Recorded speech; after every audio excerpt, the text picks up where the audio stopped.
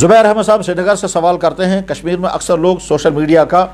استعمال کرتے ہیں اور کئی قسم کے بیانات سنتے ہیں، ان میں سے کچھ لوگ وہ ہیں جن کا علم نہ ہونے کے برابر ہوتا ہے، وہ علماء کے خلاف بدزبانی بھی کرتے ہیں اور غلط بیان بھی کرتے ہیں، ساتھ ہی علماء کو برا بلا بھی کہتے ہیں، ان میں سے اکثر لوگوں کا علم نہ ہونے کے برابر ہوتا ہے، مہربانی کر کے اس پر تفصیل سے روشنی ڈالیں۔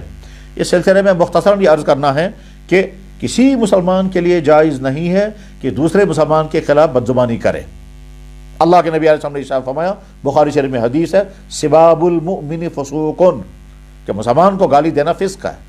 اسی طرح سے اللہ کے نبی علیہ السلام کا ارشاد ہے کہ مومن نہ بد کلام ہوتا ہے، نہ بد زبان ہوتا ہے، نہ بدگو ہوتا ہے، نہ گالی گلوچ کرتا ہے۔ اب اگر کوئی آدمی کسی دوسرے مسلمان کے متعلق بدزبانی کرتا ہے تو یہ تو گناہ کبیرہ ہے، اور لیکن جس کے خلاف بدزبانی کی جائے، اگر وہ عالم بھی ہے اور آپ اس کے خلاف بدزبانی کر رہے ہیں تو اور زیادہ برا گناہ ہے۔ اگر آپ کو کسی عالم سے اختلاف ہے تو اختلاف کرنے کے معنی بدزبانی نہیں ہے، بلکہ اختلاف کرنے کا طریقہ یہ ہے کہ براہ راست اس سے بات کی جائے، اور بات کرنے کے بعد کہا آپ کا فلانا نقطہ نظر میں نے اس طرح سے سنا ہے، میرا علمی اختلاف اس سے یہ ہے، سنجیدہ انداز میں مہذب اسلوب کے ساتھ، کسی کو تکلیف پہنچائے بغیر، دکھ پہنچائے بغیر، کرٹیسائز کیے بغیر سنجیدہ انداز میں علم و گفتگو کرنے کا تو حق ہے، لیکن بدزبانی کرنا، غلط بیانی کرنا، الزام تراشی کرنا، تہمت تراشی کرنا، یہ مسلمان کی شان کے مطابق نہیں ہے، اور علماء کے خلاف تو اگر کریں گے تو اور زیادہ سنگین گناہ ہے۔ اور اچھی طرح سے سمجھ لیں کہ کتابوں میں یہ لکھا ہوا ہے کہ علماء کے خلاف بدزبانی کرنے کی کچھ شکلیں ایسی بھی ہیں کہ جن کی وجہ سے آدمی کا ایمان بھی ختم ہو جاتا ہے۔ وہ فتاویٰ کی کتابوں میں وہ لکھا ہوا ہوتا ہے کہ علماء کے خلاف بدزبانی کرنے کی کون سی صورت ہے جس صورت کے نتیجے میں آدمی کا ایمان ضائع ہو جاتا ہے۔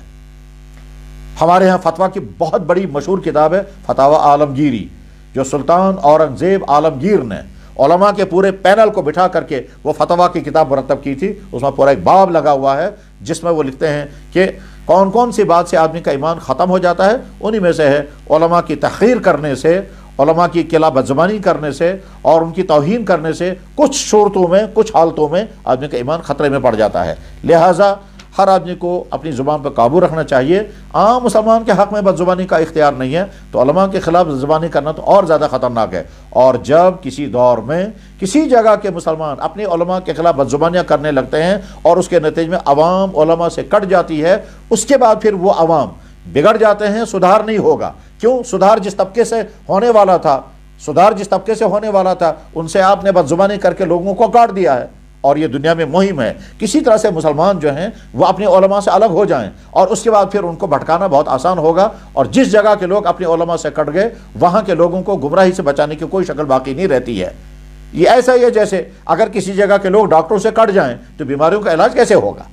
یہ ہو سکتا ہے کہ جیسے بعض علماء کے اندر طرح طرح کی کمیاں ہوں، وہ بھی انسان ہیں، ان کو چاہیے اپنی کمیاں دور کریں، لیکن کسی عالم کی کمی کے معنی یہ نہیں کہ آپ تمام علماء کے خلاف بدزبانی کرنے لگیں، اور اس کے نتیجے میں اسلام جس سورس کے ذریعے سے اسلام آگے بڑھے گا، وہ سورس جب غیر معتبر ہو جائے گا اس کے بعد پھر